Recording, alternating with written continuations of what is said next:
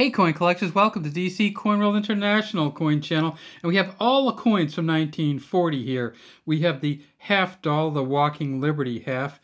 You can see that right here, Walking Liberty, walking towards the sunrise, I believe. And it says Liberty around the top, 1940 here.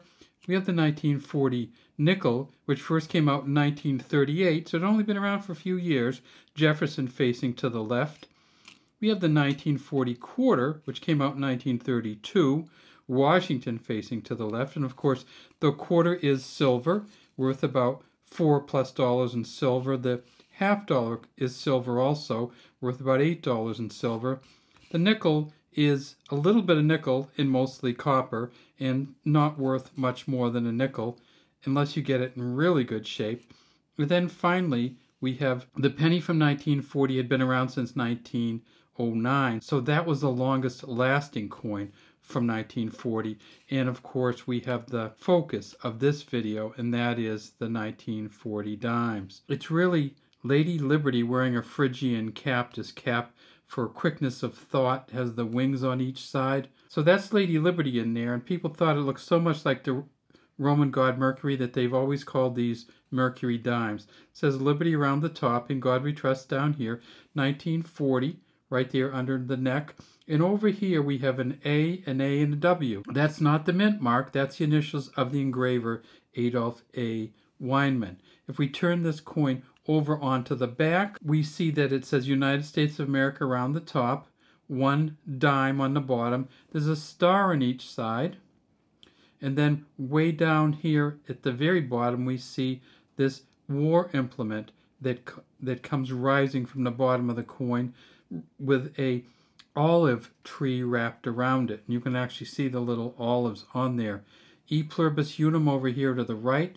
And then we get up to the top, we see the axe head. So this is called a fasces. It's a Roman bundle of sticks, which is all tied together with a axe blade type implement at the top. And when you want to find out if these coins have any value, what you do is you look at these bands here down the bottom, band in the middle, band at the top, and see if you see separation between these two bands in each place.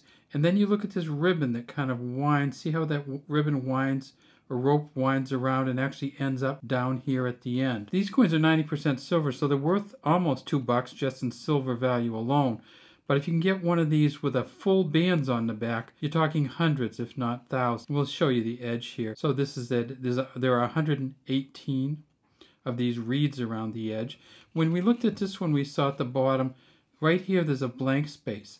If there is a mint mark on these coins, it will be right there next to the fasces on the bottom. And you can see this one has a D on it. And this one over here has an S on it. So these coins were made at 3 different mints in 1940. The Philadelphia Mint with no mint mark, the Denver Mint with a D mint mark, and the S mint mark for the San Francisco Mint. And you can see none of these has all the bands on it, but this one over here has quite a bit, and it also has really good view of the axe blade and this rope that goes around it. At the San Francisco Mint over here, they made 21.6 million.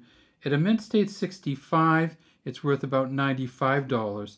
At a Mint State 68 plus, it's worth $15,000. So we've got some really, really good 1940 dimes out there. You can find the San Francisco dime with repunched mint marks, double die obverse, and double die reverse. So if you ever get an S1, look at it closely because it could be worth some money.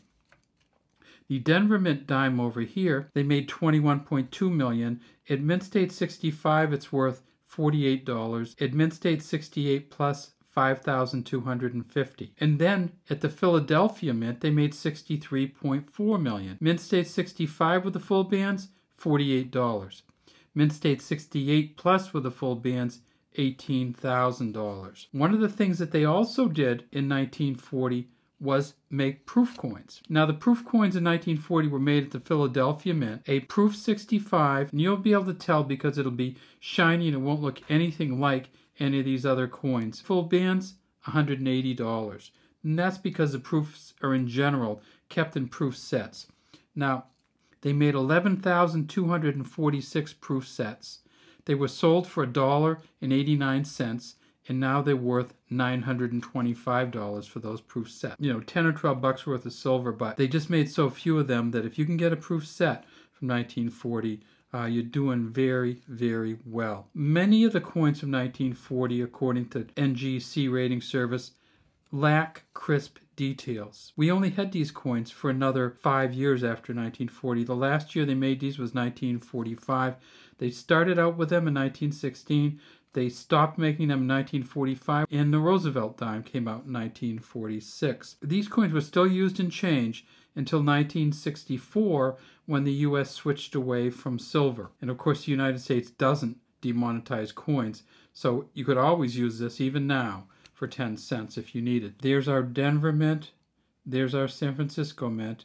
And thanks for watching DC Coin World International Coin Channel. We'd love to have you subscribe to our channel and leave any comments you have in the comments section.